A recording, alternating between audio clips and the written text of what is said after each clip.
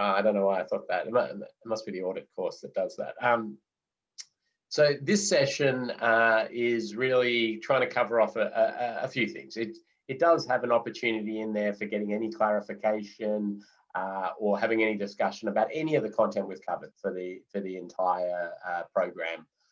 So we have allocated a bit of time for that. We want to discuss safe system assessments at a policy process perspective. Now, we spend our time in the details of a safe system assessment, and that's what we wanted to make sure that you had the skills to go out there and do safe system assessments, or to look at safe system assessments and understand what they mean and how they've been produced and the like. But this session is really, I suppose, stepping up from that and looking at your, an organisational perspective or a regional perspective, and how can these things fit in with the systems and processes in place to get the best outcomes. And so I'll show you some examples of what other jurisdictions are doing, and I suppose I do those as I know that New Zealand's still sort of just crafting how that is going to take place.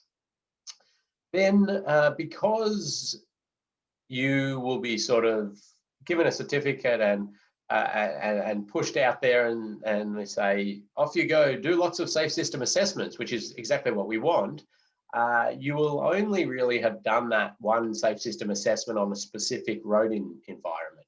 And so I do want to just touch on quite a variety of road environments and have a very sort of brief discussion about some of the things in these road environments that would align highly with safe system principles or wouldn't align so highly, in order for you to have some more or quite a number of treatments in your toolkit to use as recommendations in your safe system assessments if you got that sort of road environment, if that makes sense. So that's the plan today. Kathy, did you want to cover anything administratively before I pop some slides up?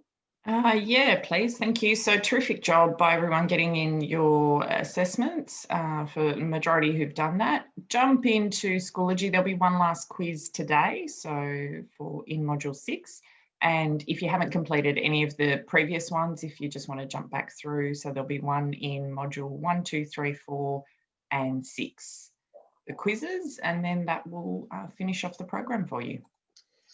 Yeah. Now, if when we're marking the assignments, you haven't quite met that competency requirement, and we mark you below that magic 80% number, what will happen is that we'll put lots of commentary in about the areas of deficiency in your assessment, and we'll just ask that you resubmit it. So you can then just update that report based on comments and improve that and resubmit it, and then we will just remark it. So hopefully everybody gets through, but it's usually not a major exercise to update based on some comments.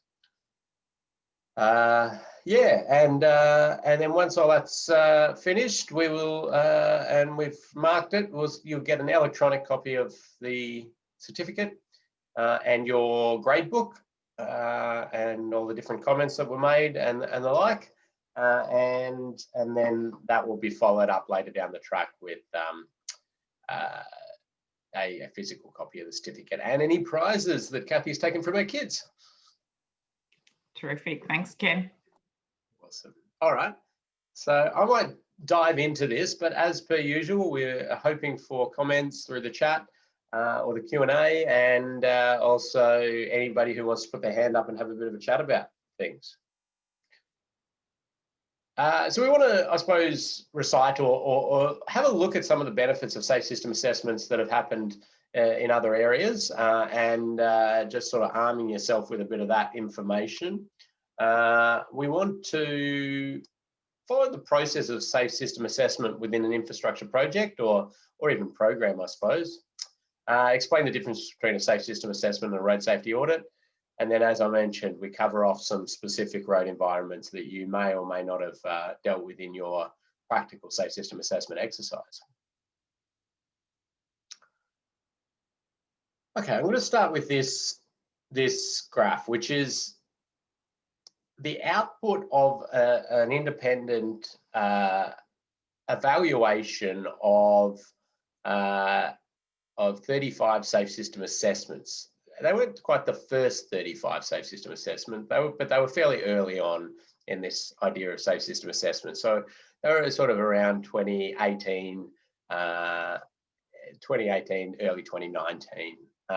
And these were massive projects, like, well, really big size projects.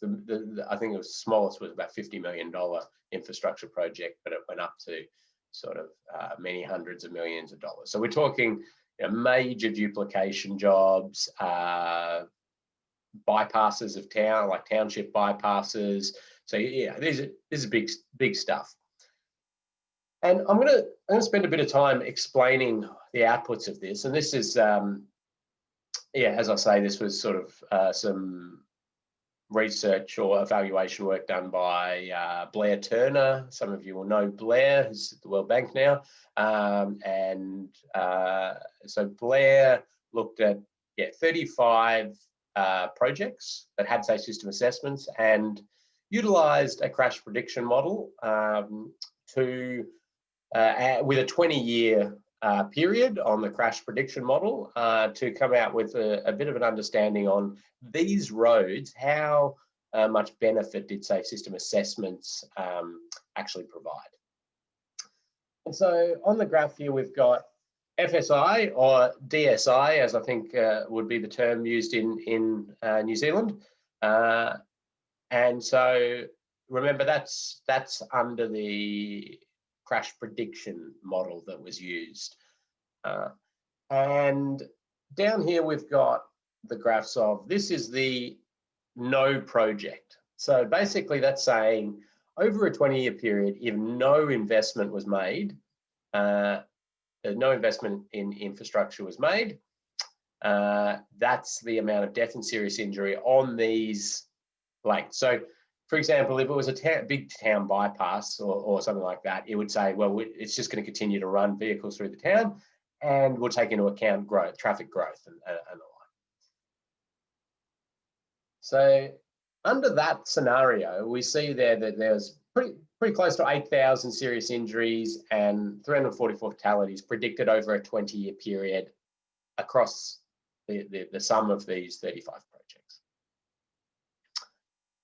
The original design here, the original design is what was produced pretty much by these large design houses and just run-of-the-mill churning these big designs off the production line as we've sort of as I've always done, and they had a road safety audit done on them. I say that I know about 30 of them had road safety audits. I was unclear on the other 5, but anyway, so there's road safety audits done at that early stage, and we see that brought the numbers down to 6,700 serious injuries, 286 fatalities in the 20-year period. Then the safe system assessment was done, and as many of you did, you came up with recommendations or things for the project team to consider for alterations to their project to improve alignment with safe system principles. And what this did was to take the sort of the big ticket items that were suggested there and redo the assessment based off, redo the prediction based off the implementation of those big ticket items and any other things that were relatively easy to do. Now there was a bit of a, like, the assessments themselves had some sort of acknowledgement of the project's purpose, because remember, we do that exercise at the start where we understand purpose and scope and things like that. So town bypasses and things, there weren't recommendations to make the speed limit 50 kilometers an hour and these sorts of things. They were trying to keep within the general scope of the project. And also in the assessment, I understand that they omitted a few things because they thought that that was beyond what would be generally reasonable. But there wasn't much of their taking stuff out. So that brought that down to 3,800 serious injuries, 167 fatalities. And then this is what was actually adopted and taken forward, which was 5,200 or 5,300 serious injuries and 227 fatalities over the 20-year period. Okay, so now I want to give you some insights in what this means to me, and then I'll open it up for anybody else to give their insights or ask questions about this. But what this says to me is, first of all, the difference between this one and this one shows that what we are producing, or just run-of-the-mill, or what we were producing a few years back, run-of-the-mill, improves road safety. So, people feel that they are doing their job. They're improving road safety, and that's and then they're not wrong. The difference between this one and this one, to me, is where we can get to with our existing set of sort of knowledge and skills and a little bit more political drive and will. But the difference between this one and this one, that to me is where we're either lacking in something. We're lacking in the cultural drive to push something. We're lacking in maybe funding if it was something that costs more, or then the desire to spend more to get these safety gains wasn't there. It was just something that the project team didn't believe was acceptable, or the like, or their belief that the community wouldn't accept it maybe. So that's that one. But really, for me, the difference between that and that is the immediate gain of a safe system assessment. So immediately you're going to get a benefit just by simply going through the process that you've just gone through, putting those recommendations down on the table, some quantification, and then somebody independently pushing for some bigger steps out of this. So there's a big win. What this also says to me, well, a question we've got to be asking is, what's going on here? Didn't we just say that the safe system is, aspiring for zero death and serious injury? Yet we're spending, billions and billions of dollars here, and we've just acknowledged that we're going to still have in these areas quite a bit of death and serious injury. Well, I suppose that one is really a lack of knowledge in terms of treatments and methods to get us bigger gains, especially when we take into account some of those extreme behaviours and the like. So the crash prediction model is really utilising some real world stuff. So when we are proposing continuous barrier systems and very well-designed intersections in terms of energy management and the like, there's still an element of community that are using that road hideously, inappropriately, or there's other issues that we just don't have infrastructure at the moment to cater for. And the recommendations in the safe system assessment associated with the other elements of the safe system, remember, it's not just an exercise in building, were too, I suppose, broad brush to be able to say that we were going to get meaningful change at that site. They're certainly going to contribute and help to the overall scheme of things, but some of those interventions, like enforcement and the like, were still not going to get us, to eliminate this. So what this says to me is that we've still got a huge amount of work to continue to do, to look at better ways to continue to bring these numbers down. And we need to look wider. We need to look at integration of the other elements of the system. We need to look at innovation. We need to continually push innovation. And it's hard. It's hard to get that change happening, but we need to continue to push that. So that'll be working on that. This one, I think we need to lobby for more funding, but we also need to continue to build capability and capacity within design houses and project managers who are not safety obsessed people like us, that they have other objectives, that they just want to get this built and the like, and we're pushing this along. I think we need to build their capability and capacity and understanding and cultural sort of commitment to some of the aspirations that we've got and get them on board with us. So that's that area, which I think has some other tasks associated with it. This one, I think, is a no-brainer, and that's our safe system assessments just being done. What I hope and predict is that this drops down, so that we start to see the designs off the production line being highly aligned with safe system principles. And we are starting to see that. I'll grant that. Since I started doing safe system assessments to now, there's a big difference in the designs you see just being churned out. And some of that's to do with updates to standards and guidelines and the like, and some of it's due to the wonderful educational value of a safe system assessment as well, I believe.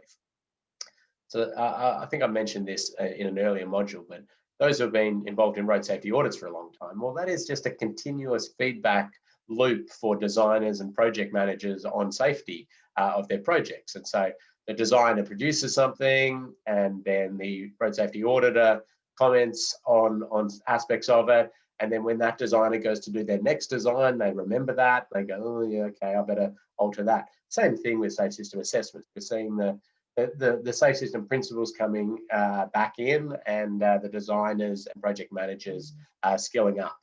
And I would say that there's a major benefit to a safe system assessment that is that will never be realised in this sort of graph, and that's because of and that's really that education and feedback loop to designers and project managers.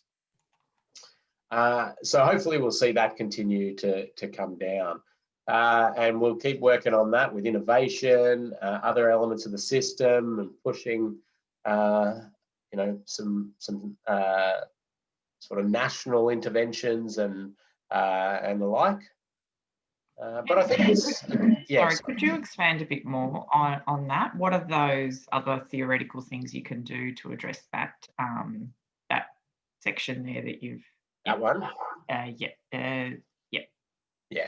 So I think that those sort of things are major vehicle interventions that see us get better safety features into vehicles quicker and more widespread. I think that this is associated with things like major speed initiatives across the jurisdiction, and then enforcement, and starting to think about enforcement more holistically rather than sort of points, but also trying to enforce across the entire system. And what I'm sort of alluding to is, almost individual tracking of vehicles and in enforcement at a holistic level. We'll see improvements in terms of licensing, behaviour, change initiatives, education and stuff like that. That'll still play a role in all of this. But yeah, to me, it's sort of that speed and enforcement will bring that significantly down, and then vehicle technology will take over the rest, hopefully. So yeah, those are the challenges. The prediction model they used the existing fleet, as I understand. They didn't predict changes in the fleet. So that might, bring that down a bit. Yeah, so I suppose that those are big picture areas, but you're set up fairly well with your strategy in terms of acknowledging the importance of the other elements of the system. And although infrastructure is seen generally as the big sustainable safety intervention, because you build it right once and it just continues to perform its operation very well. So if you've got an intersection and you make it a roundabout and it's all designed well and it's got features for vulnerable road users and everybody's slowing down and it's working well, it's there. It's doing that every time for every vehicle. If you go with an enforcement intervention, it often takes that continual investment, because you need to be processing this enforcement, activating the enforcement and the like, or you do a behavioural change initiatives. Well, you're getting to everybody, and it needs, continual topping up and the like. So, while infrastructure is a really sustainable way to do things, it's not at this stage. We can't see how it gets us everything that we want. That's a good question, though. Any other questions or comments on this? It tells quite a story. We've got a quiz question in module 4, which says primary treatments virtually eliminate the potential of fatal and serious injury crashes. And the answer we've got in there is true. Is that true, Ken? I think is that the exact wording? Because in the AUSTRA Safe System Assessment Framework, it says virtually eliminate fatal and serious injury crashes for that crash type. So that's some I suppose key words that we might need to add in there and remark a few. Is that true? Well, virtually is an important word there. And we know that some of the infrastructure certainly gets us pretty close, virtually. I mean, a very well-designed roundabout in a rural area, virtually eliminates death and serious injury. It does. We know that there's those rare occasions, and there's probably a number of those in there.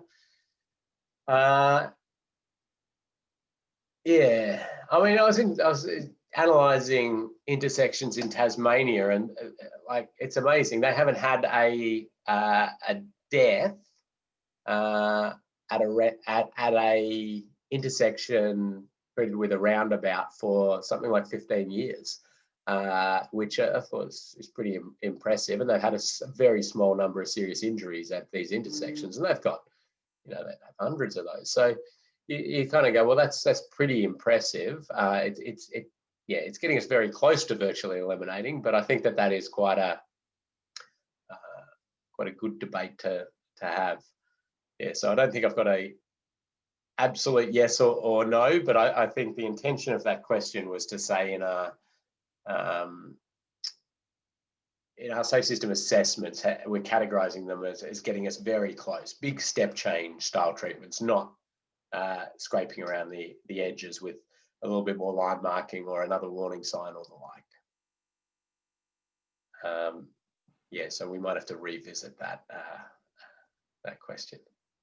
Good one, Ken. Thank you. That's all the questions for now. Okay, so I think that's some interesting stuff. The paper is available in terms of the research on that. So I think it's worth showing people in terms of, if anybody ever questions, well, why are we doing this safe system assessment stuff? We design to standards, and or we get road safety audits done. What's the point? Well, I think that's a pretty clear demonstration. Be interesting to do that in New Zealand as well, after you get a good bank of safe system assessments together, because it'll be different. You'll have existing levels of knowledge about the treatment, so this will vary. Your existing infrastructure will be different, so the existing or no projects will be different, and you'll have sort of different cultural acceptance of things, but it helps you, I think, guide in terms of decision making. These are just some, this is in the Victorian guidelines, but the benefits, so they're saying it's a way of determining how well a project aligns with safe system principles, which is pretty great considering, mostly before now it's been a matter of just people saying, oh, well, that's safe system and that's not, and the like. So it's something a bit meatier than just our opinion. I mean, it's still got a subjectivity to it, as you've discovered, but at least it's something more meaty. A method for comparing project design options from a safe system perspective. So that one, I think, is a really good advantage. You only looked at one design option, and that was just to keep things reasonable in terms of the time you are going to have to spend on your assignment and the like. But that ability to compare projects is wonderful, and the graph makes it really easy to do that, and you can compare with a quick look. And it's something that road safety audits don't do, or is specifically told with road safety auditing that it's not to be used as a comparative tool across options. You just would do a road safety audit on each option and report back on safety deficiencies of each option. But it's very much encouraged with the safe system assessment to utilise that tool. Information on design changes that will move the project proposal closer to safe system objectives of eliminating the risk of fatal and serious injury. So that's good. A method to assist planners, designers, project managers to move the safe system approach from theory to practice, and that's really been one of our big challenges, and it continues to be a big challenge. People accept the philosophy, the theory of it. The practical alterations are often the change to what they actually do, which people don't like to change often. So this is another tool, it's not the only tool, another tool in our toolkit to get that stuff from theory to practice. And it's a pretty good basis for future planning and design of road infrastructure.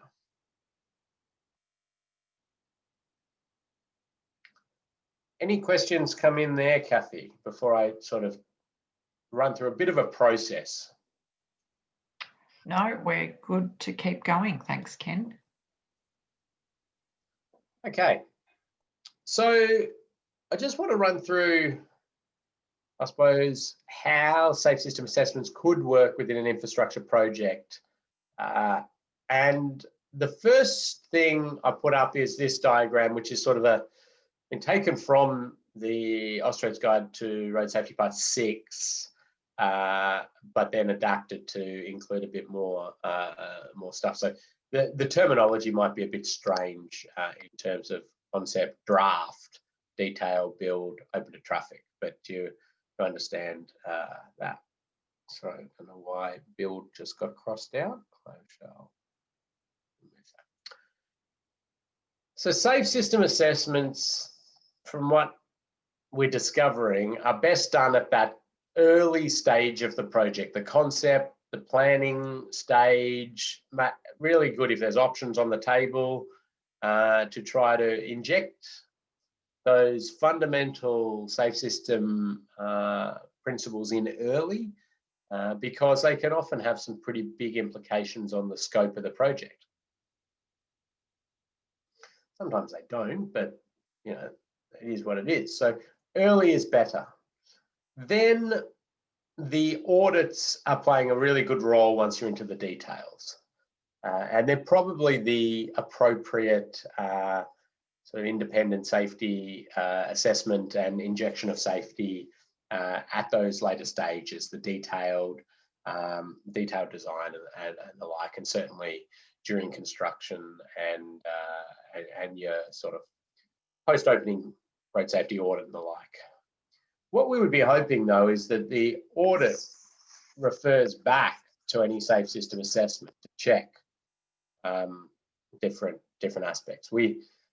In the early stages of safe system assessment, in the early days of it, what we would often see, well, not often, but we sometimes saw the detailed design road safety audit recommend changes that contradicted what the safe system assessment had suggested and put in place. It was mainly around barriers and clear zones, where a barrier was, the safe system assessment said, well, a continuous barrier system throughout here, and the auditor coming back and saying, you're putting barriers, there's barrier proposed where there's a clear zone, the clear zone behind the barrier, and recommending the removal of the barrier, seeing the barrier as more of a hazard than the clear zone. So some I suppose capability capacity building required in the auditors,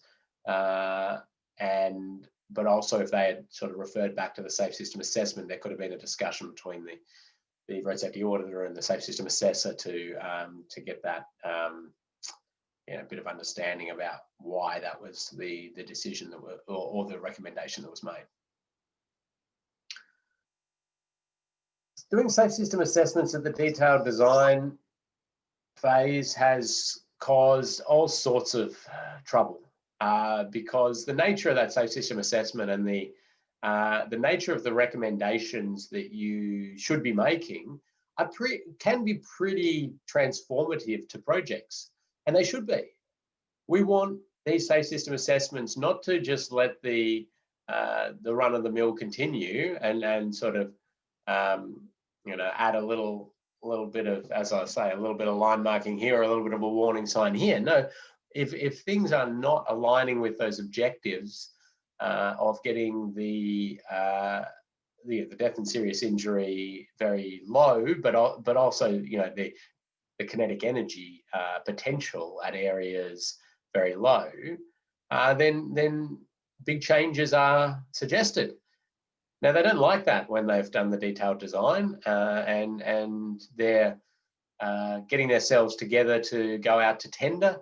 So I've got the big documentation set, and they realise, okay, we want to make sure we're aligning with safe system principles, and they ask for a safe system assessment, expecting it to be like that road safety audit check, and are very annoyed when the safe system assessment comes back.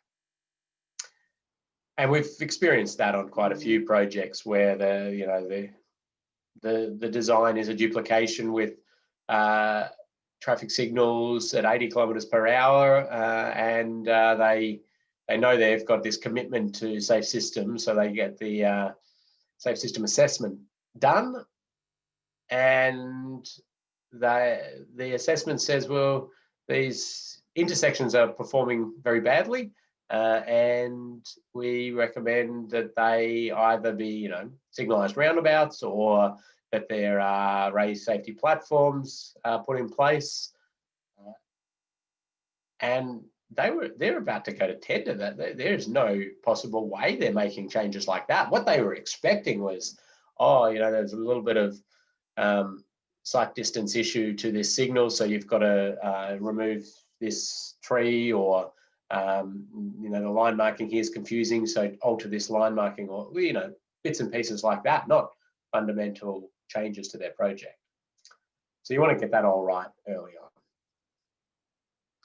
What we are seeing, and different jurisdictions are at different stages with road safety audits, that auditors are getting better, and road safety audits and safe system assessments are coming closer together in terms of some of those things that we are trying to achieve. So a lot more auditors now are looking at that human failure as part of their audit. So previously we would be seeing a whole lot of those road safety audits come in on that job that I was mentioning, which was the traffic signals on 80km/h road, and they would be just solely focused on, you know, ensuring the likelihood was of crash was absolutely minimised with, you know, sight distance to signals, mast arms, LEDs, skid resistance, line marking on the approach, or, you know, getting everything absolutely right. And then there was no sort of commentary around or thought even that the crashes happening and the severity of those crashes when mistakes are made. It was just all about minimizing likelihood, which is good. We want to absolutely do all that, but we need to sort of acknowledge that mistake making. We are seeing more road safety auditors do that, and certainly the next update to the Austra's Guide to Road Safety Part 6, road safety audits, is going to inject more requirements on that sort of stuff. And I know New Zealand's doing some really good work in updating your current road safety audit guidelines and your templates and the like to continue to inject that in. New Zealand was probably a step ahead of most other jurisdictions originally in terms of the way you were doing those things, so that you're at a distinct advantage there. But those other aspects of a safe system assessment should not be ignored. So even if we've got the audits doing that same sort of thinking, the safe system assessment, the other important aspects to that are that look at all those other elements of the safe system and how they interact with the road environment and what can be done from that perspective. The scoring and the ability to produce graphs and compare projects. So those are just two really wonderful things that even if we've got audits ticking along doing all this stuff nicely, we should be still doing those safe system assessments. So this comparison, again, I've taken out of the Victorian document, and I think it's probably a little bit out of date by now. It was done quite a while back, well, 2018, I think, or 2017 even. But it's sort of comparing some of the differences between a road safety audit and a safe system assessment. So likelihood of crashes, well, they both do that. Severity of crashes, sometimes for audits and definitely for assessments. And that example with the traffic signals at 80 Ks is probably the clear example of that. Exposure, road safety audits really not taking that specific defined look at exposure to crashes and trying to sort of factor that into the thinking. Exposure is, in a road safety audit, in terms of determining your risk, is intertwined in likelihood of crashes. And it's very hard for auditors to even extract those two from their mind. They're so intertwined. But the advantages distinctly looking at it compared to likelihood can help in us sort of trying to understand if there are opportunities to block off roads and those sorts of things, which auditors will often sort of come up with, but it comes up in slightly different ways that auditors are thinking about these things. Recommendations to improve road safety outcomes, well, they both do that, absolutely. And the audits continue to do a wonderful job in injecting safety, especially at those detailed design stages. Considers all road users, both do that. Focuses on fatal and serious injury crashes only. Well, the road safety audits are often commenting on a lot of sort of minor things, and that's probably another reason why they're really good in the detailed end. But I'll often review road safety audit reports that just have hundreds of findings, and I would say that 95 of the 100 findings that are in there are things that aren't really going to make a lick of difference in terms of fatal and serious injury outcomes. I mean, they shouldn't. We should fix them. Minor trip hazards in footpaths and little DDA compliance style things.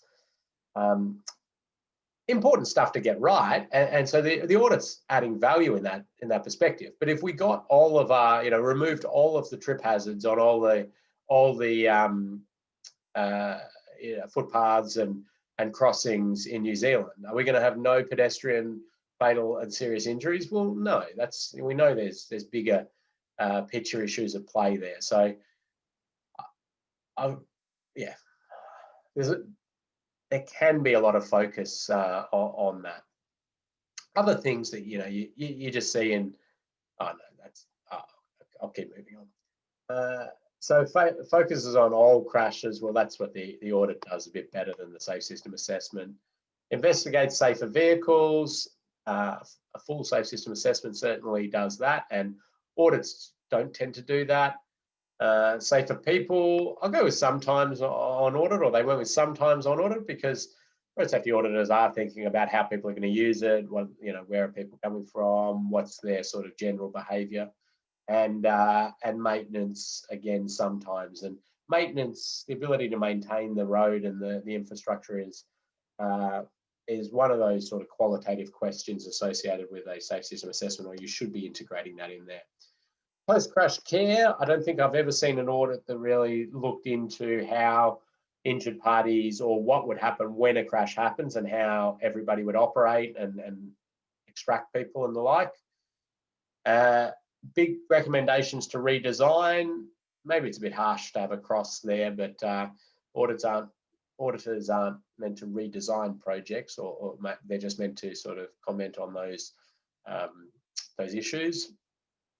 And I suppose actively encourages innovation in design. I'd say safe system assessments are better at that. Auditors can drift back into standards and the like, which I know like an auditor should not be driven by standards and guidelines. However, it's something that I suppose a lot of auditors do as a backup. And if they're unsure about something, they just go, well, I assume the standards and guidelines are going to be the safest option in terms of meeting those. For lack of any other research evidence or advice, we'll go with the standards and guidelines, which is fair enough, I suppose. But having a very systematic method of assessing that risk and commenting on it, which a safe system assessment does, can be a pretty good option. I think also the scalability of a safe system assessment is something that we should be acknowledging. And you can do whole programs. You can do programs, you can do whole cities. I mean, whole city would be a mammoth exercise, but it is in theory quite possible. Communities, mine sites, workplaces, it can sort of all be assessed under this framework, because the reality is, and I'm sure many of you have sort of pieced this together, is that this is just a risk assessment methodology with a specific sort of nuance to it associated with that philosophy of the safe system. So you have that scalability. The road safety audit is a bit more narrow in terms of how it can and is used.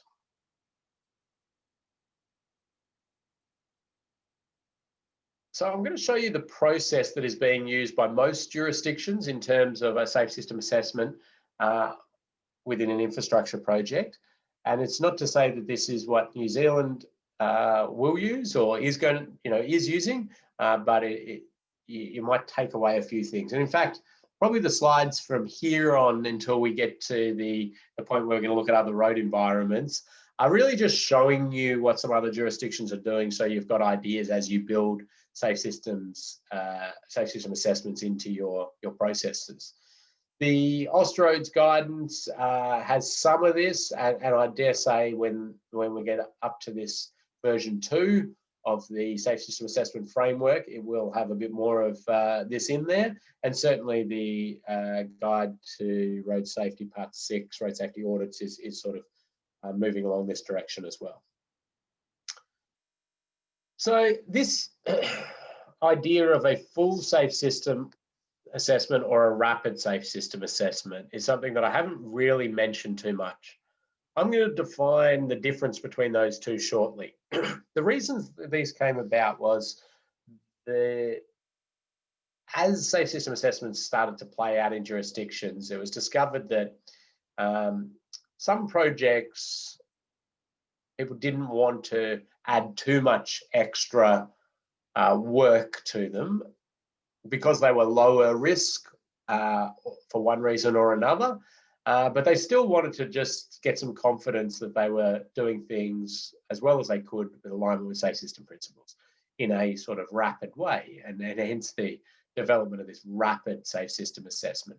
And you'll see shortly, it's done on the smaller projects. The full safe system assessment is a bigger exercise. We're not talking like major differences. It's probably about a rapid would be about, I don't know, 60% of a full in terms of the effort and the time and the like. But anyway, so the client or the project owner or the road authority is going to make that decision on what is required. So is a safe system assessment required is the first thing, and then if it is it a full or a rapid? Well, that's what at least the Victorians and the South Australians are doing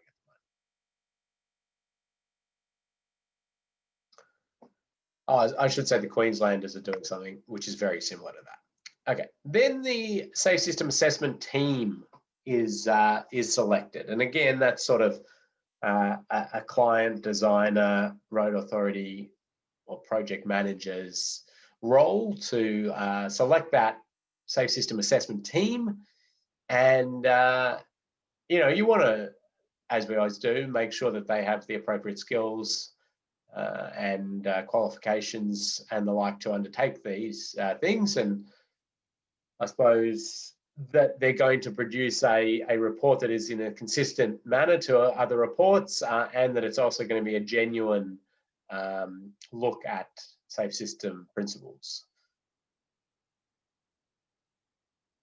Then there's some sort of commencement meeting, and this is where I often, or this one and the next one are really where I get that intel from the project team about the aspirations of the project, I'll pop that in there, you know, the context of the project, the movement of place or the road use hierarchy, these sorts of things. So I tend to do those in a meeting or a workshop. I find is a great way to do it. Ask all those questions, gather all that intel. It's also usually a great opportunity to explain what this safe system assessment process is, especially if you're these people have been told that they have to do this as part of their project, and they're like, oh, okay, more red tape or whatever.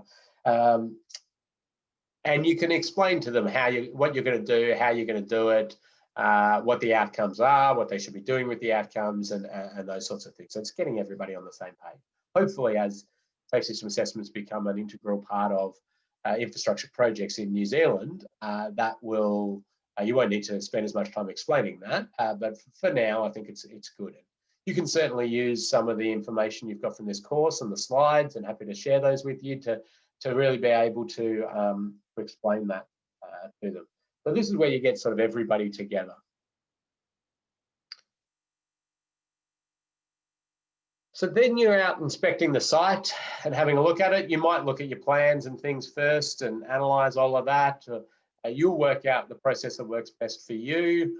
I like to, get my team together, assessment team. We get an understanding of what the project is, and we've done that through their meeting and things like that. And then I like to get out on site fairly early in the process. I take lots of photos, dash cam the whole area, so don't have to go back there again if I've didn't take a photo of exactly that little area that I wanted. And gather all of that intel, standing back and just observing the site, how it operates, and I'm sure a lot of you, well, I hope a lot of you did spend a bit of time there. I didn't want you spending hours and hours out on your site, and unless it was a beautiful day down on the beach. Maybe there's a few of you who are out there, but the thing is, I think many of you are aware when you're out on site, you observe, you get a greater feel for how people use the area, what the behavior is. how the current infrastructure is performing, what deficiencies there are there, and I just think you can't beat that. You can't get that from Street View. It's very hard, you know, from somebody else's dash cam video or the like to really get that feel for it.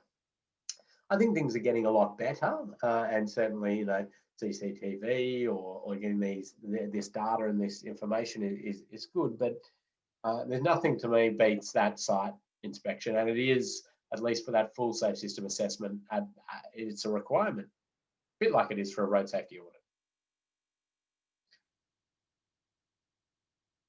Then you are completing the matrix as you've done, and putting lots of dot points in there about things that make it go up and make it go down in terms of the score. And you want to dot point all of those out. And there's often things that you might think are so obvious, but it's worth dot pointing those out to build this rich picture of where risk is being influenced in this road environment. And you do that for the existing conditions always, and then for all your designs. If you've got designs, you could be asked to do a safe system assessment just on an existing bit of road network, come up with some ideas to bring those scores down.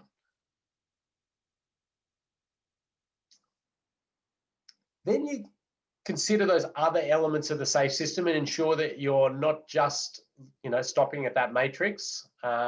You're considering widely all of those elements of the safe system, how they interact, and that, you know, that's an important part of that. I think another big advantage of these safe system assessments, which is moving us beyond just the pouring of concrete or the installation of the barrier, and looking holistically at safety.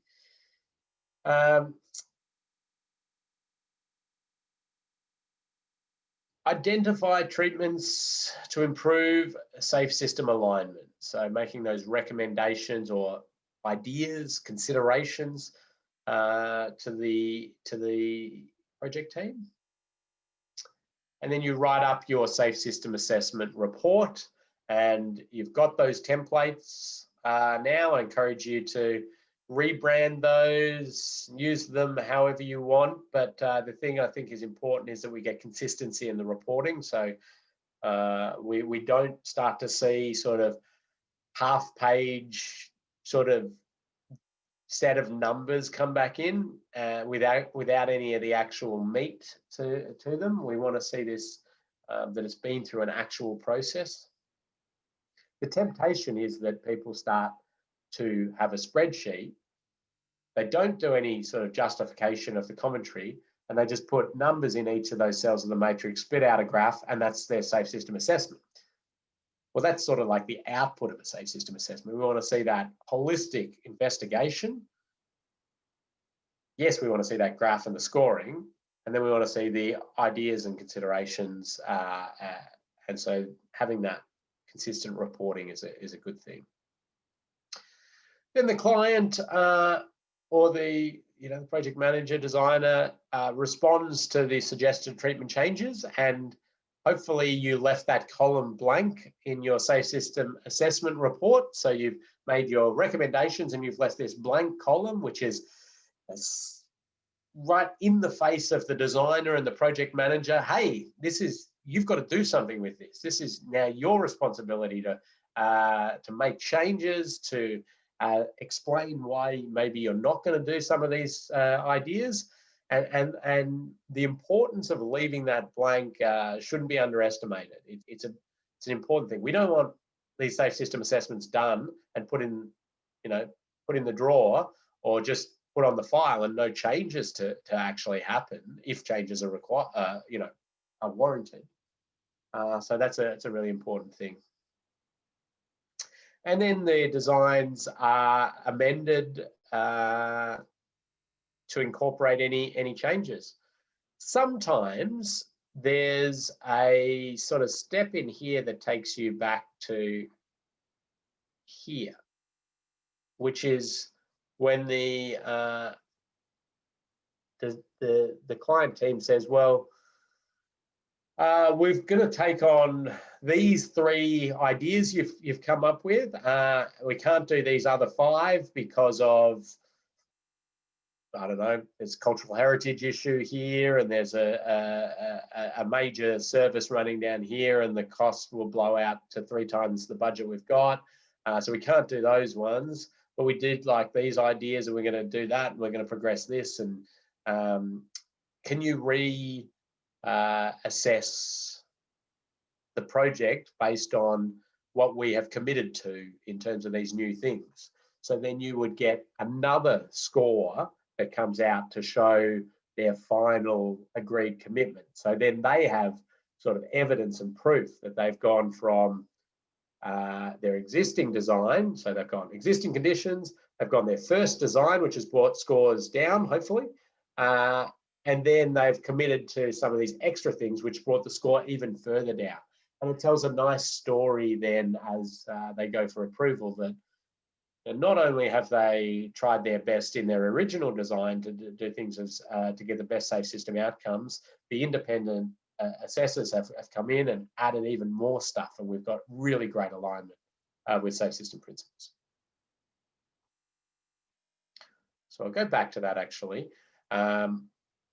and see if anybody has any questions or comments around that. Some of you might be going, this process looks very logical and familiar, and that's because it very much is the same process you would go through for a road safety audit, just with slightly different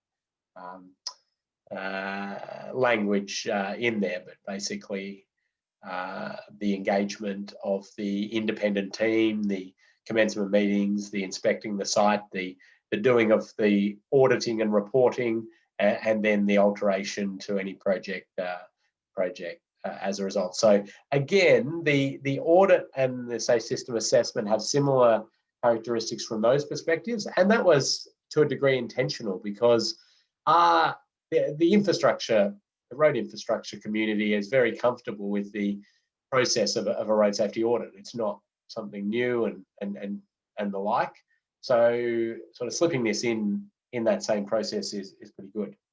And in fact, in Victoria and South Australia, if you undertake a safe system assessment under their policies at an early stage of an infrastructure project, it negates the need for a road safety audit at that same stage. So basically, they're taking feasibility stage road safety audits out, replacing with safe system assessments.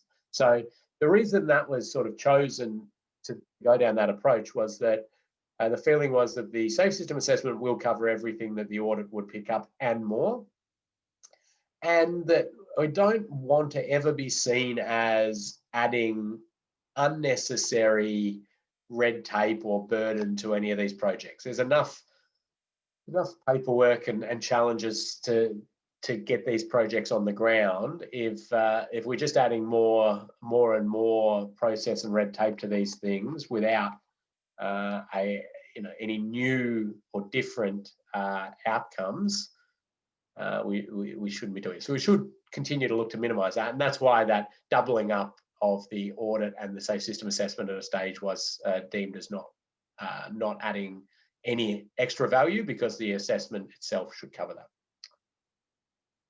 Questions, comments?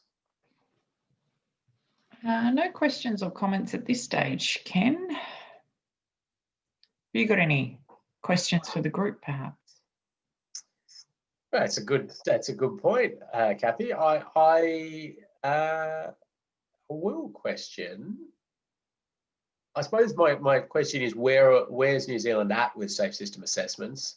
I know it's something, obviously, at a strategic level, there's some commitment, but are we into the idea of having some distinct guidance or some specific policy requirements? Is the intention to undertake safe system assessments on absolutely everything, or is it going to be only on certain programs, or is it only on certain projects of different sizes? So those are the kind of things I'm interested in, but we will discover more. I'll just show you, just for your insights here, what the Victorians are up to. The Victorians have this Safe System Engineering page on the VicRoads website, which will change to a Department of Transport website at some point. But they've got the Safe System Assessment Guidelines, which we've put into your memory stick and on Schoology, so you've got a copy of those. They've got the templates available there, with, you know, saying absolutely use these how you want. Rebrand them, just use the same template. And then the Victorians have moved down the track of a register of recommended safe system assessors. There's a funny little bit of terminology there. Register of recommended safe system assessors. Anyway, it is what it is. And it's this kind of hybrid of road safety audit register with a bit more requirements on competency, capability, and the like. So the process really goes, you know, you've got an interest in it, you can talk to the Safe System Engineering team. You then need to sort of have a base level understanding of the principles of the safe system and what a safe system assessment is and how to do it. And they're saying to do this course that you're currently doing or an equivalent. So it's been sort of stated there. Then you've got to go out and gain first-hand experience doing safe system assessments in teams, with the site inspection, some sort of workshop or interaction with the project team, the write-up, and then you submit that safe system assessment to the Safe System Engineering team.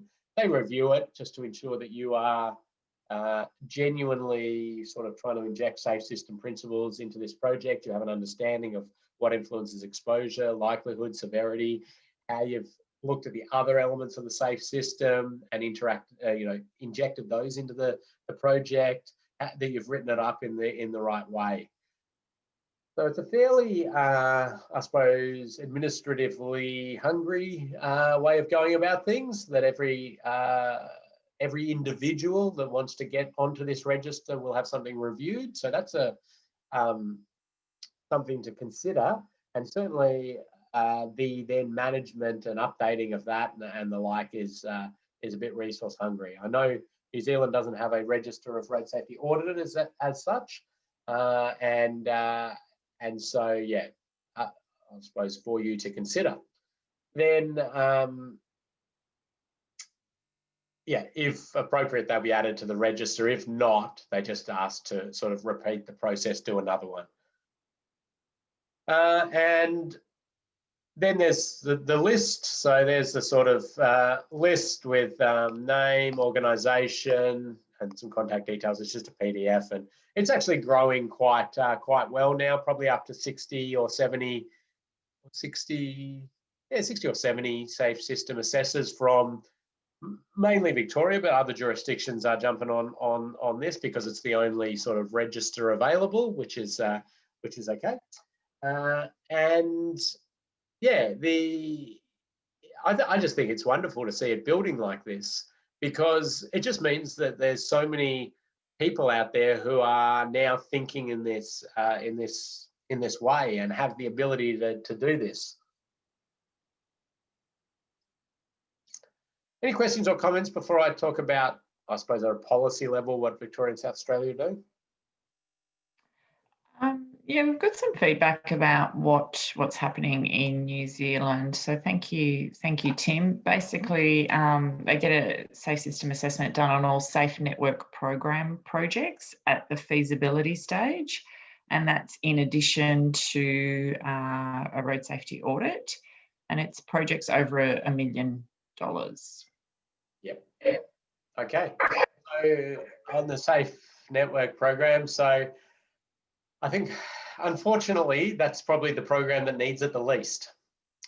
So I can understand though why you've started with that, but these projects that have that safe system focus and requirement, or their desire is to get those outcomes, you're probably getting the least value out of it. It will be valuable nonetheless, you'll get some good value out of it. But gee, I'd love to see it done on projects that, public transport projects, congestion easing projects, active transport projects, just sort of where, people that haven't got a road safety background are running these projects, designing these projects, and putting these projects on the ground, yet we have the opportunity to really ramp up the safety outcomes.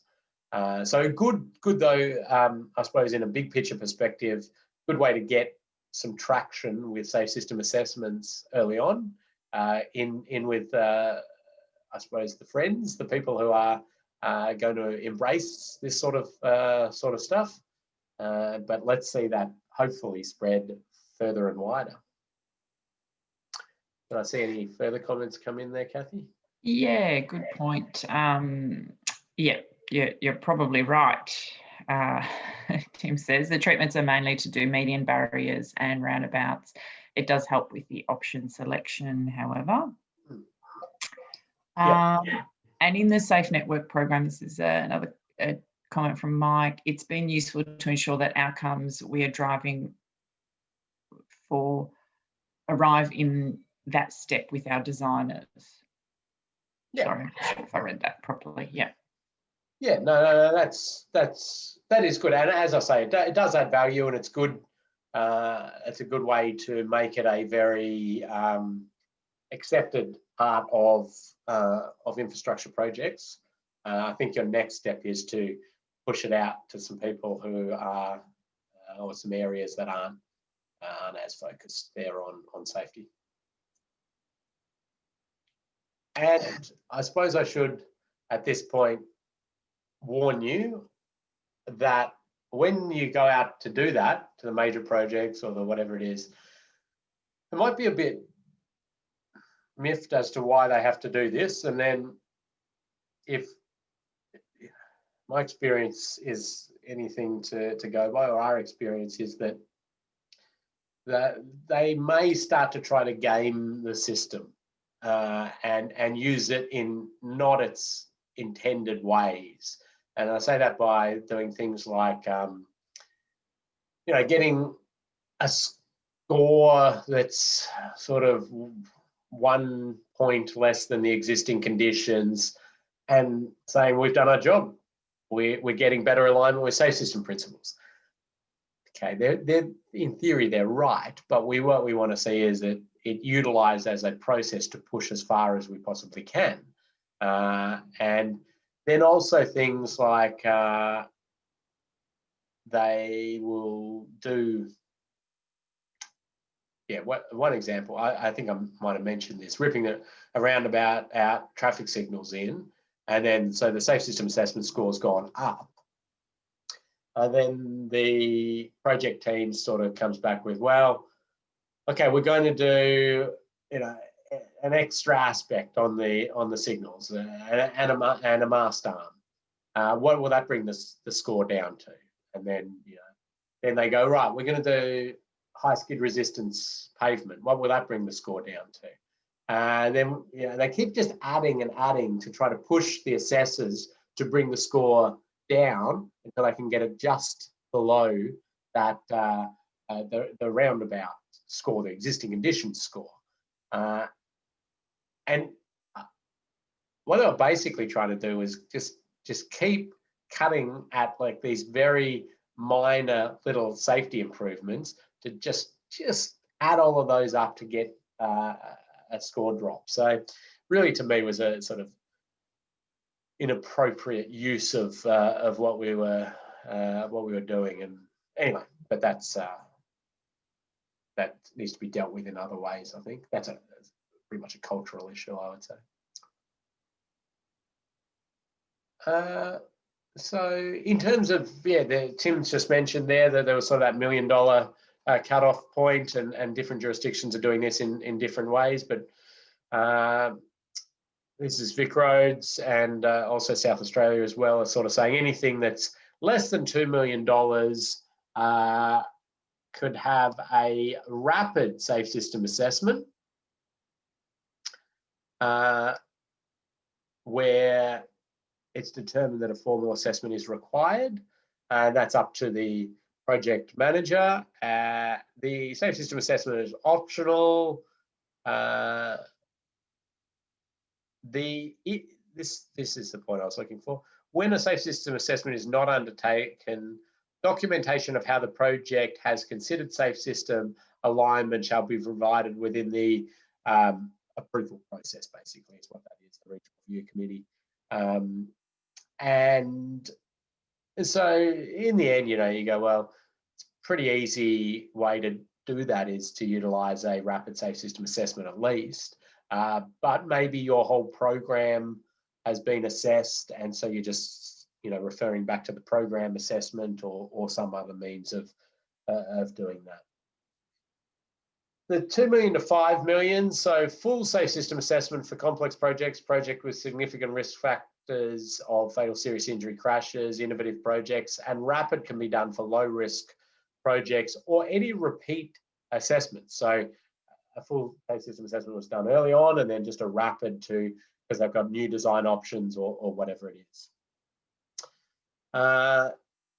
A safe system assessment is the preferred method for considering alignment of the project with safe system principles, and where it's not undertaken, they must document again. And this is really getting to, well, how else are you going to document your alignment with safe system principles? But there may be some other way. The $5 million plus is full safe system assessment for all projects, and a rapid assessment can be conducted if a full assessment has been undertaken at an earlier stage. And yeah, there's no sort of getting out of that one, it just has to be done. So they've gone with the sort of general dollar value to give an indication of the value of a safe system assessment, but also some other little risk factors in there as well. So the difference here between this full and the rapid safe system assessment that I've been talking about are really associated with a few things. That sort of commencement meeting is something that's not in the rapid or not required.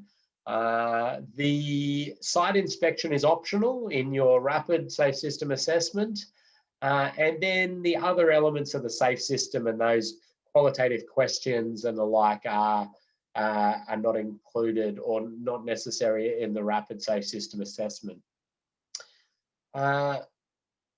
Yeah, I think you get a lot of value out of those other things that are not included in the rapid one, but it is something that that people can do at their desk as sort of part of their project, and it's a bit quicker. As I say, I reckon about 60%, maybe half, or maybe half the effort in a rapid compared to a full. Okay. Questions or comments at this stage? I just had a comment that New Zealand's about to change from the 1 million to the $2 million mark as well. That's about it at this stage. Okay, well, maybe we'll have a bit of a stretch and we'll give it a minute. And Kathy, you look like you were going to take us through the stretch activities there, Ken. Quite a bunch today. Yes, everybody's just sitting back, pondering how the safe system assessments are best played out in New Zealand, no doubt. Kathy, did we have a poll for this one or not? Maybe not. Doesn't matter. Not this one. Okay. Oh no, that was the last one. Yeah. Yeah. I remember what we asked there. All right. I was just giving people an opportunity to have a stretch. We are very much on the home stretch, so let's jump into that. And this one will get you doing a few things, typing a few things in, and it's an exercise you're pretty familiar with. So there'll be anything too new for you. I'm just going to go through some road environments And we're just going to do that little exercise where we pop in ideas of how we get the best alignment with safe system principles out of these road environments. And we've got residential, shopping strips, mixed-use arterials, low-volume rural roads, high-volume rural roads, high-volume outer suburban arterial roads, major urban freeways, major rural highways. We're going to run through these very quickly because we don't have a huge amount of time left.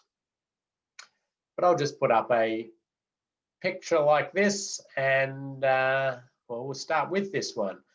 Here you go. You've got a 50 km/h default urban speed limit on this residential street. You've got like an arterial road down here that you can access there. Yeah, that's about all you probably need to know about this. What sort of things would you be trying or recommending if you were assessing this existing conditions environment to get it higher aligned with safe system principles?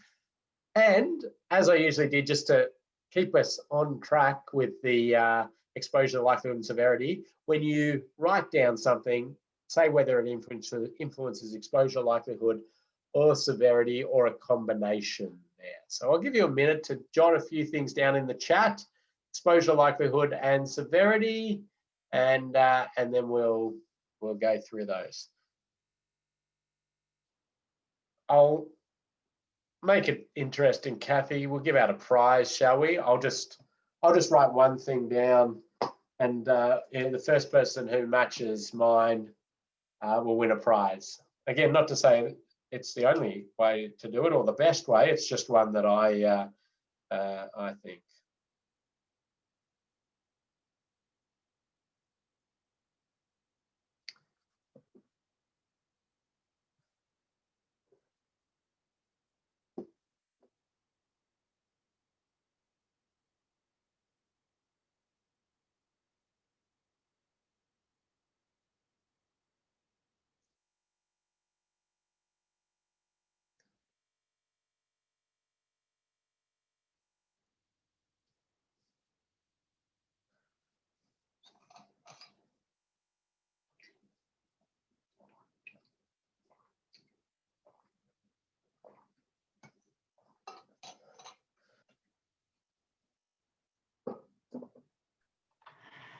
So yours a tricky one, Ken, or?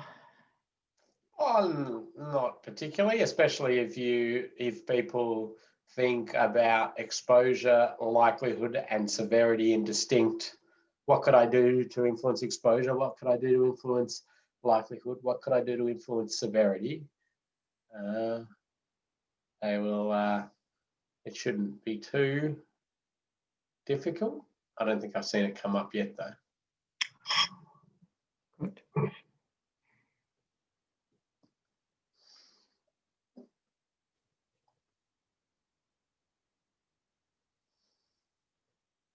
I'll give it another minute. Just seeing some good ideas coming in.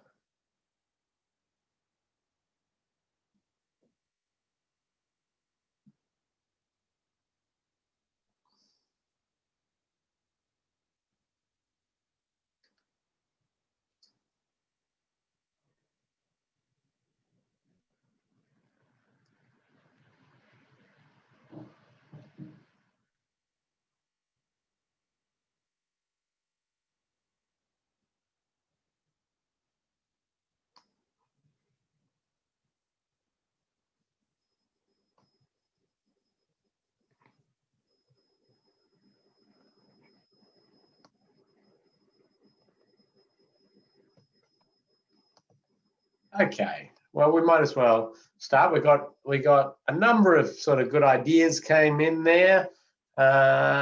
So we saw people looking to get that speed down, and that's absolutely the really good way to reduce the likelihood and severity. So a lot of support for a 30 km/h speed limit, but also some people putting in some ideas around infrastructure that would support that, with local area traffic management being either speed humps or horizontal deflection as well, chicanes or the like in there. So they're very that's all really good stuff. It will influence both the likelihood and severity of crashes. So a really good good option, and sort of aligns with that residential environment that we've got.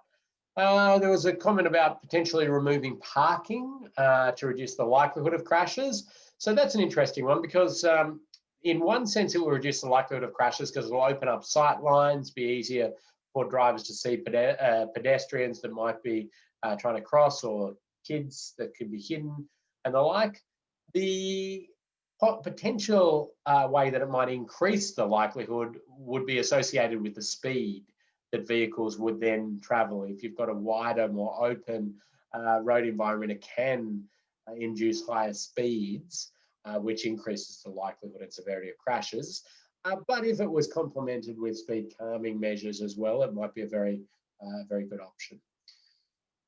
So some raised crossing points, again, reducing the severity and potentially the likelihood as well, if it's nice and defined.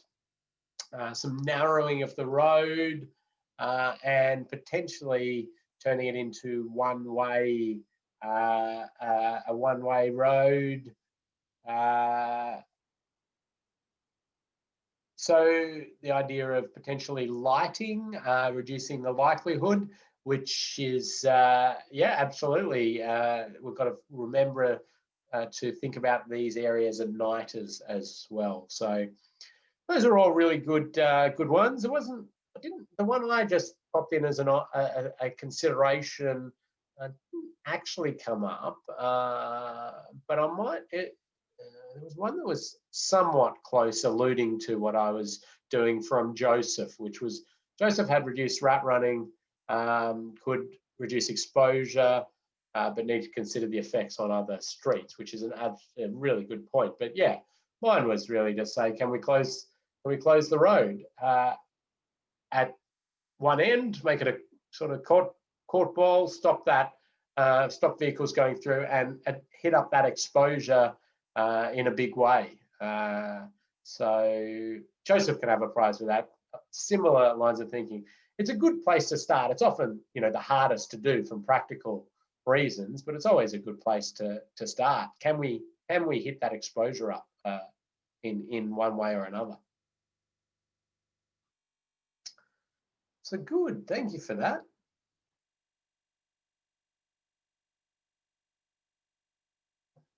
Let's do this one. And I was going to say we'll give a prize out for anybody who can tell us where that is, but I got pointed out to me that it actually says it up there. So it's Bondi Junction. So you in Sydney. So no prizes will be given for that. But let's do the same exercise again. Just spend a couple of minutes having a think about this. So this is a 40 km/h speed zone at the moment. It's two-way to traffic on this road, and it's a one-way down this road. In here is actually a major train station, on a junction train station actually, and yeah, you can see it's got a good amount of pedestrian activity. It's very much sort of place for people. So let's do the same thing, just in a very brief way. We'll jot down lots of ideas on things that could influence the exposure, the likelihood, the severity, things that you might recommend as a safe system assessor in these sorts of road environments.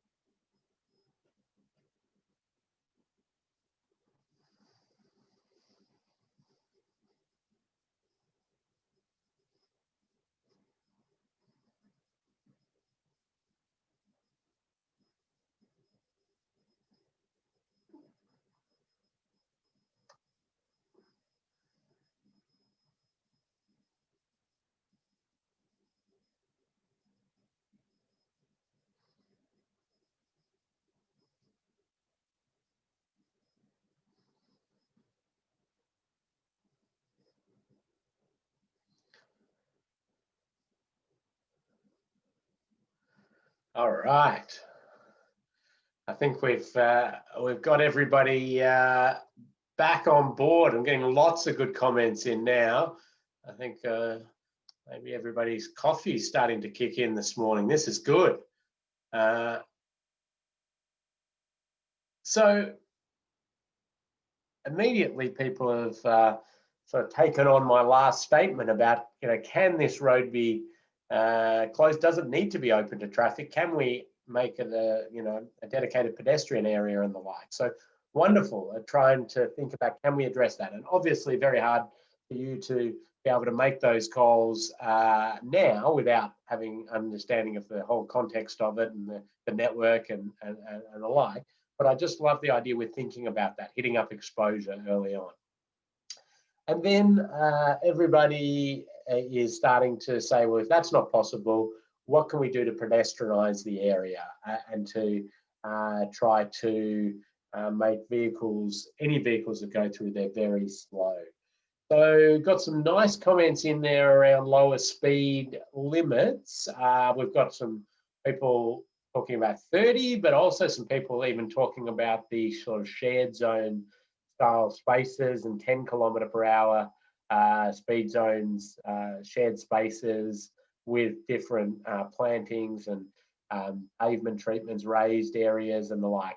And I really do think once you're into these highly place for people style areas, the integrated mixed space and 10 km shared zones should be something that we're looking at if we're having to let any vehicles through there.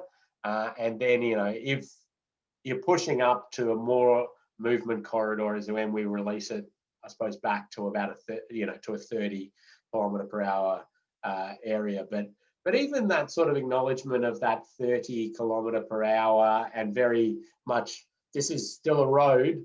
Pedestrians are stick to your footpaths and your confined areas is a little bit against that place for people, real feel for it. So if we can get that shared zone style concept, that's good. But it's going to be a bit of a transition. Some lovely ideas in there about utilising the tactical urbanism wave that we're riding at the moment, and getting things in there with planter boxes and painted areas, and that's all sort of complementing from there's two aspects to it. There's that livability stuff, but from a safe system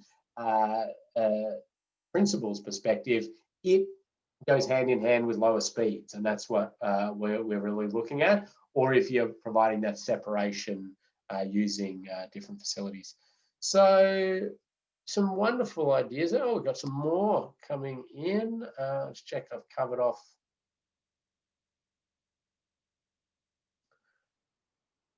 Okay. So we've got some good comments coming in about complete separation. I never gave a budget or anything like that. So is there the ability to, create tunnels, road under, nice pedestrian area and the like? So all good stuff. Kathy, were you going to say something there or no? Okay, all good. That's excellent. Okay, so we're fairly, I think we've got our heads around these areas where they've got this pedestrian activity and protection of vulnerable road users priority. I mean, it's always our priority. It's just how many pedestrians are you wanting in these areas, or cyclists. So let's go to the mixed use arterial. I will give a prize for anybody who can tell me where that is. The first person who can tell me where that is, that's in New Zealand. I can tell because it's got a pack and save.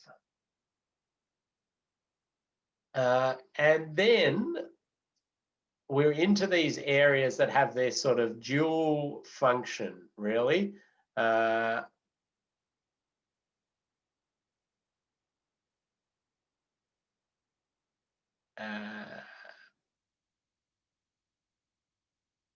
Talon is first in there with Hamilton. So well done.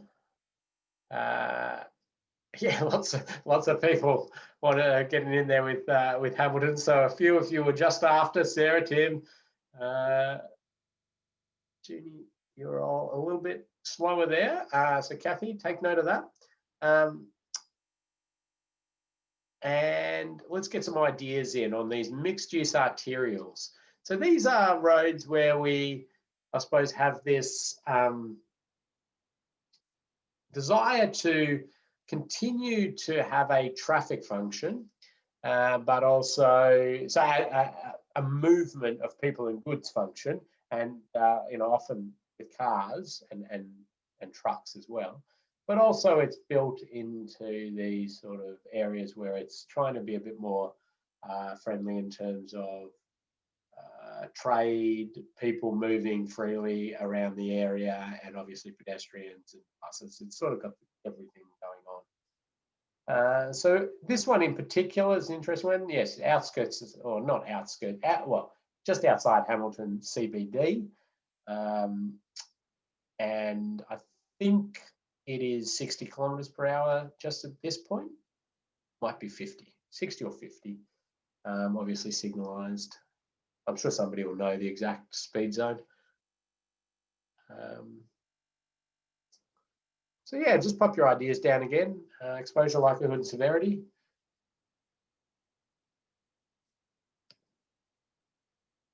You see a signalised intersection just on the horizon there. It's got street lighting in this one. There's lots of bus stops, bus stop, bus stop, bus stop, bus stop.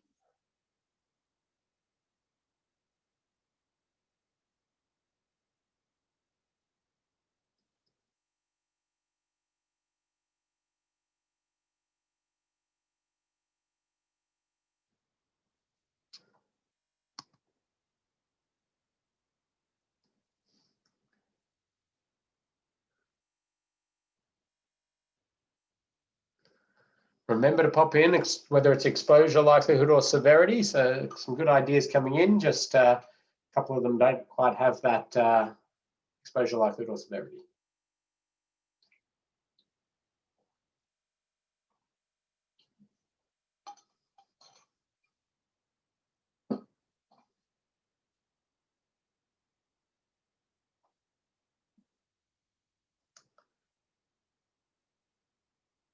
I'll only give it another minute, and I might move through a few a bit quicker and just have a bit of a chat about them.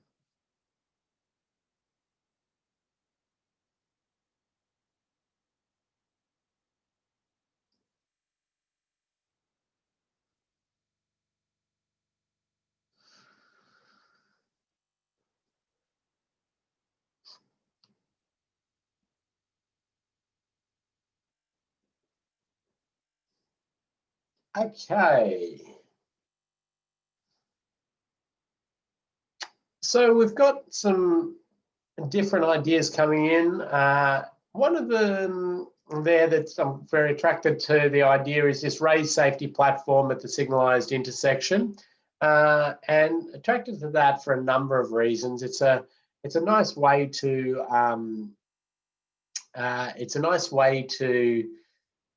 obviously slow speeds at a distinct conflict point, vehicle conflict point, and also often where pedestrians will be crossing or provided those facilities. So we're getting that slower speed. It acts as a general traffic calming, local area traffic management style thing where it's slowing vehicles. Also for me, this is sort of on your approach into Hamilton, and it can almost sort of start the gateway into the CBD process. So that works and aligns really well, and it'll influence the likelihood and severity of crashes in that context. Pedestrian refuge islands and the like, yeah. So another good one, and they would influence the likelihood of crashes. So that's one that people often want to say that it would influence the exposure to crashes. No, it's a likelihood factor because the exposure is really about how many pedestrians are crossing. Then we've got some talk about separation of vulnerable road users, potentially providing cycle facilities, and the like, utilising the space we've got. So there's quite a fair bit of road width there, and maybe slight ways to think about reallocating road space in one way or another could provide a good option for including pedestrian and cycle facilities in there. The concept of a road diet could be a good one, utilising that middle area for turn in either direction, maybe lessening the need for the central or the 2 lanes. But you know, it's case by case. But the ideas are really starting to provide those separated facilities for cyclists, slowing vehicles at these conflict points. What else have we got? Monorail, reduce exposure. Can't say it would not do that. That's right. If we can put people onto the monorail, it is the city of the future, Hamilton. Is that what they say, city of the future? Somebody remind me.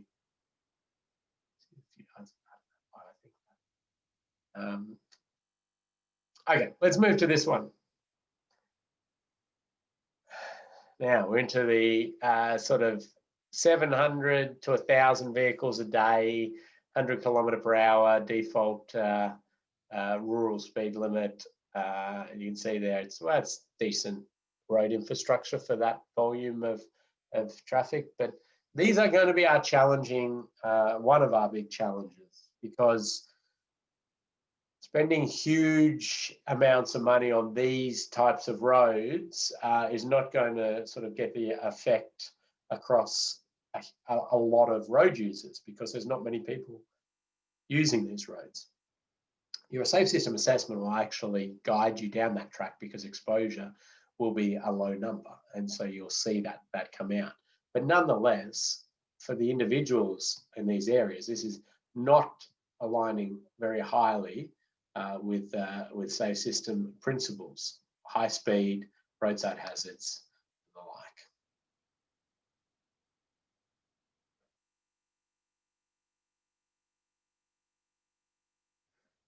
Yep, so got a few ideas coming in already.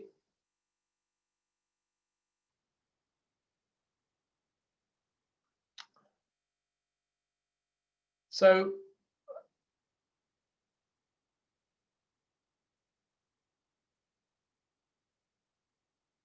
I've got some good immediate ideas in there. The monorail's back.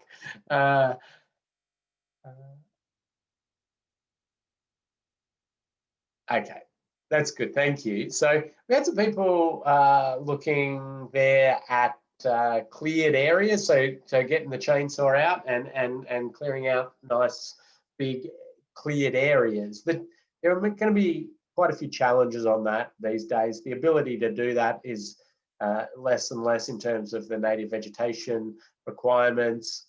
So it's getting quite hard to do that. But also, even when you do that, clearing it back, you're really addressing the likelihood of crashes. The severity of crashes may be addressed a little bit, but we still see the evidence showing that crashes, people are going beyond these cleared areas, still finding trees at very high speeds, rolling over. So it's a less severe crash type of rollover than striking a tree, but nonetheless it is. So if possible, in an ideal world, it would be these continuous barrier systems. The challenge, obviously, on that is going to be the dollar spend for these low volume roads. So it's unlikely to be seeing that. And what we end up is in this space where we're trying to utilize other features to get us those safety outcomes, so we're not deflecting that energy and running along a barrier. We're going to have to start to look at everything possible to reduce the likelihood of crashes, and a number of you put this in there in terms of audio tactile edge line, audio tactile center line, sealed shoulders, wide centerline treatments. These are, I suppose, a bit lower cost than the continuous barrier systems. If you can get that barrier system in there, that's our ultimate. But then the reality is we're going to have to address the speed on these roads. And this is going to be a big challenge because well, getting the community on side on this sort of stuff. But really, these roads should be starting to be brought down to ideally the sort of 80 or 70 kilometre per hour would be great, because that would address our head on, and it would have to be even lower than that if we wanted to try to address the runoff road. But 70 would be a really great step in the right direction. Are the community ready for that? Well, you know your community better. I'll tell you, our community is not ready for that. But maybe there are opportunities to sort of get ourselves in. I think mobile point-to-point speed cameras is a good start. So the technology is available, but having a number plate recognition photo at the start of this route and at the end of the route, and getting average time, so at least bringing people within existing speed zones. I think the maybe initial nighttime speed zoning would be a reasonable way to get the foot in the door. So people seem to understand there a little bit, you know, night's going to be more risky driving, so accepting a lower speed limit, maybe just a ability to get the foot in the door, and maybe even looking at, I don't know, incentivizing programs to try to get people to accept lower speed zones. But there's a lot of conversation to be had there. I have lots of sort of big juicy reports on speed zoning and the complication and interaction and how community perceives things and risk profiles and all of that. So it's a very complex area, but the reality is that driving these at 100, 110 just is very far from aligned with safe system principles. And so we're going to need to address that.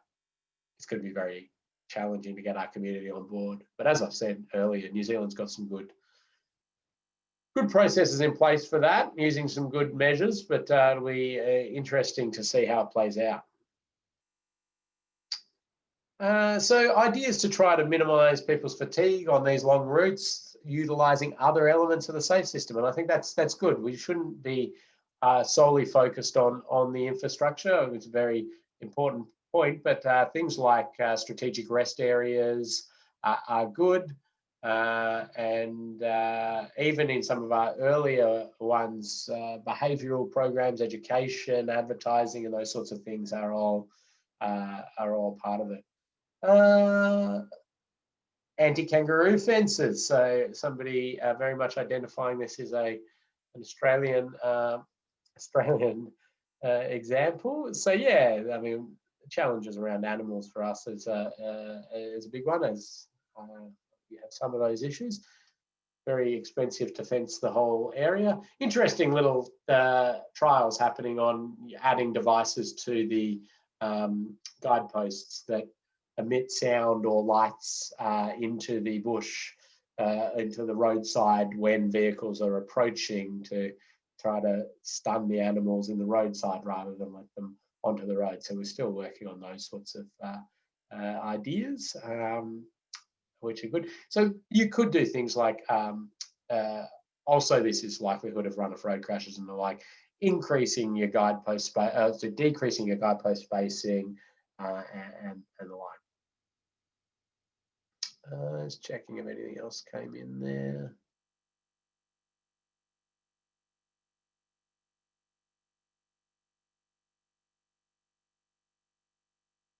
Sorry, just reading some comments there. Right. High volume rural roads. I might just do these last few myself and just talk to you briefly about them. Here's some of the New Zealand Road Network, and certainly these ones are, as soon as we've got up to these reasonable volumes, we're talking about continuous barrier systems, separation with central barrier systems. You've got the research in hand about the volumes where that head-on crash is more likely.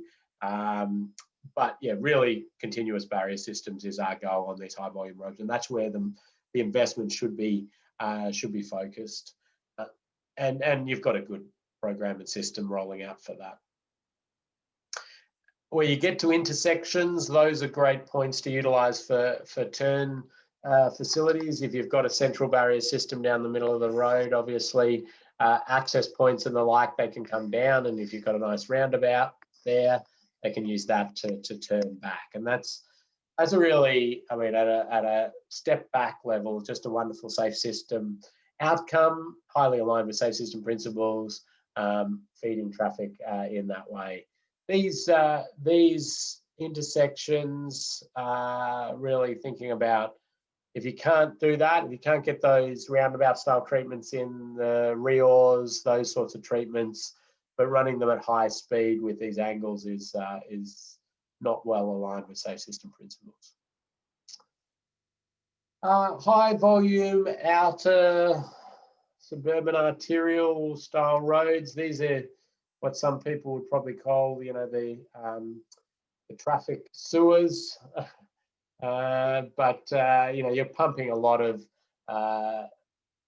passenger vehicles through these areas. But the reality is on this, if you're going to, you know, determine that's the function of the road, then trying to take cyclists away from higher speed traffic is important. So not having these bike lanes on these high speed traffics, but providing nice separated facilities that are attractive to cyclists. And the intersections, I think, are really important to look at, because running these at 80 kilometers per hour with signalised intersections is not going to align highly with safe system principles. Thinking about facilities for people using public transport, I mean, at one point, getting on or off the bus, they're going to have to cross this road, and how do they do that? And can we do that in a manner that minimises the likelihood and the severity of crashes, or look for alterations to the exposure, so underpasses, overpasses, and those sorts of things. Major freeways or motorways, these areas perform quite well in terms of alignment with safe system principles because of the continuous barrier systems, the separation, the intersections are with on-ramps, with acceleration up to speed. So all of these sorts of things are getting us high alignment with safe system principles.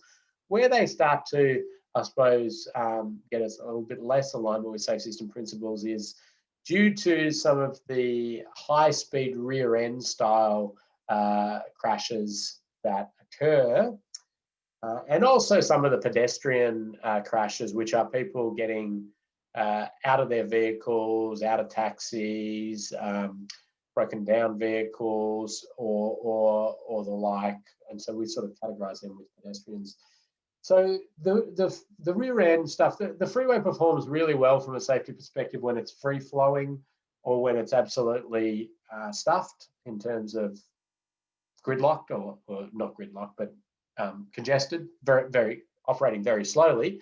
I mean, yes, there are lots of little minor bingles, but in terms of death and serious injury, very low. But it's as the freeway starts to break down is where we see the spike in death and serious injury.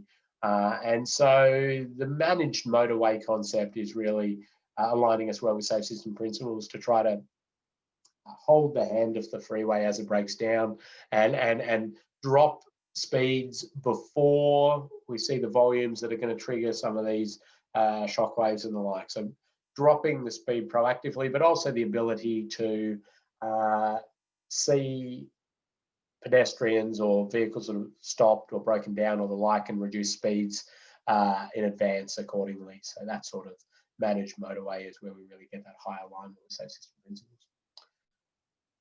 Also, you know, complementing that with other elements of the system, so enforcement as well, and sort of behaviour in terms of when you do break down and what to do. So definitely not just thinking about those infrastructure features. And major rural highways. Well, we know that these cross sections aren't going to provide us the highest alignment with safe system principles. They're good, but we know that people will go across these medians and head-on crash or leave the road still and hit these trees and the like. So we're going to see continuous barrier systems. I don't think this is any surprise to anybody. Continuous barrier systems for these, and then grade separated interchanges, or bringing those speeds down within tolerable levels, or at least starting out by bringing speeds down a bit, giving everybody a better opportunity using sort of reorder style treatments. But I've sort of run through that in a very quick manner. I suppose if you do have at-grade intersections looking to accelerate vehicles up and then have them turn around, so sort of side road, but having built acceleration lanes, and then down the road having a U-turn facility and another acceleration back. Don't like adding lanes from the right, but with appropriate length and the like, it can be a decent facility. Obviously, quite a bit of cost and land associated with something like that. But I sort of ran through a few at the end there, just touching on each one, just to holistically cover that network. I think you had a great in-depth look at a specific bit of the road network for your safe system assessment. And I thank you for the time you spent on that. So I just do want to cover off a couple of last things in our last few minutes. So I want to thank you for your involvement in this course. I know you're all incredibly busy, and to take time out of your workload to go back to looking at the principles of the safe system, stuff that I'm sure many of you have done many times. So I think it's always good for us to go back to relook at it, to get others' perspectives on it. So I appreciate you taking the time to go through that as well, and taking the time to get out on site and do those assignments. I certainly have enjoyed this this group. I like the existing level of knowledge, and we're into the details and the refinement of the safe system and the operationalizing the safe system, which is wonderful.